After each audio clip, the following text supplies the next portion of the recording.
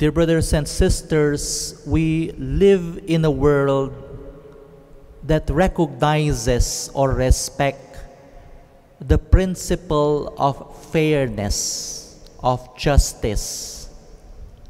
Ano ibig sabihin nitong fairness? Anong ibig sabihin ng hustisya? Na kapag ikaw ay nagtrabaho, ang iyong trabaho ay mapapalitan o properly compensated with the right amount. Kapag ikaw ay may tinanim, ikaw ay may aanihin. Kapag ikaw may sinuksok, if you have savings, then later on, meron kang madudukot. You will have something for the rainy days. Kapag meron kang pinagtiyagaan, pinaglagyan ng investment, pinaglaanan ng panahon, karapat-dapat at fairness dictates na may karapatan kang makakuha ng reward ng pinaglaanan, pinagtrabahuan, pinag-investan mo na bagay na yan. But we also recognize na hindi lahat ng pumapasok sa business ay magkakaroon ng pare-parehas na antas ng swerte o return of investment. Hindi lahat ng nagtrabaho, pantay-pantay minsan ang nakukuhang equivalent ng kanilang trinabaho. Sometimes magtanim ang isang tao sa lupang ito, sa kabila naman magtatanim yung isa, pareho naman silang nagpagod, minsan mas maraming ani yung kabila na siguro nadadalaw yan ng tubig o mas magandang sikat ang araw kaysa doon sa nasa kabila.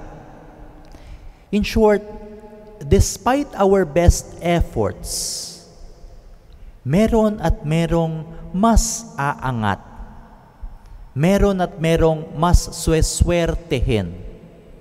Meron at merong makakakuha ng swerte, meron at merong mga mamalasin.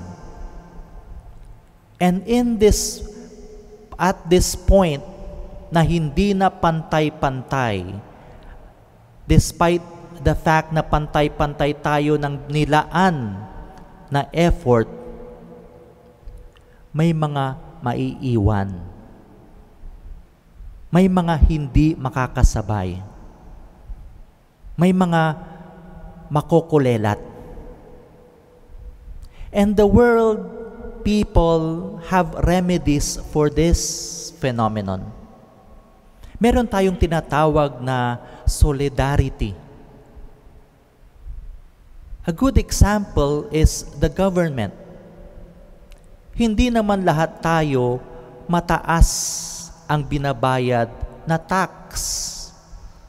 Pero lahat tayo magkakaroon ng parehong mayor, parehong presidente, parehong benefits ng pulis, parehong benefits ng bumbero, parehong benefits ng social security. Although mas malaking binabayad ng iba, mas malaking kontribusyon ng iba, mas malalaking tao ang iba. In the principle of solidarity, nababayaran, nako-cover, nasisigurado ang kapakanan kahit na mga maliliit sa sosyudad. Kung ang tao sa kanyang pag-oorganisa ay nakakadulot ng biyaya sa mga maliliit, how much more God? How much more would God not want that someone or some people will be left behind? In the gospel that we have read, maybe we should change the question that we ask ourselves. At the end of the day, ilang pamilya ang kailangang kumain? Ang pamilya ng mga nagtrabaho ng 9 o'clock in the morning, ang pamilya ng mga nagtrabaho ng 10 o'clock, ang pamilya ng mga nagtrabaho ng 12 o'clock, ang pamilya ng mga nagtrabaho ng 3 o'clock, at ang pamilya ng mga natawag na noong 5 o'clock. And it seems the landowner at the end of the day does not want families to starve. And so he decided out of generosity. Again, it was not out of justice. Kasi ang justice, pagkakapantay-pantay, maganda yan, rerespetohin natin yan, importante yan. But when justice falls short into saving people, the generosity of the master took over. Walang dapat maiwan. Walang dapat isang tabi.